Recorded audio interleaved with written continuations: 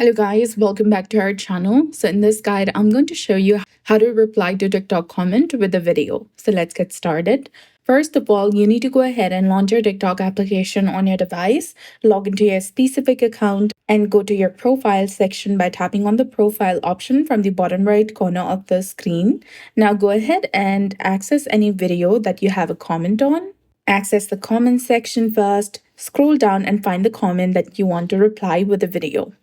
Go ahead and select that specific comment, tap and hold onto it, and a menu will appear where you need to go ahead and click on reply with video option, which is between copy and add to favorites. And you'll see the comment sticker in the top left corner of your screen. And now you can start recording a video to reply with this comment.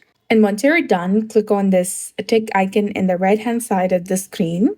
Then enter the title of the video. You can also go through other different options like adding a link, adjusting your audience, and you can go to more options as well, allow the comments or reuse of your content and all. Then select a post from the bottom right corner and you'll be done. So that's it. I hope you found this video helpful. If you did, please like, share, and subscribe. Thanks for watching.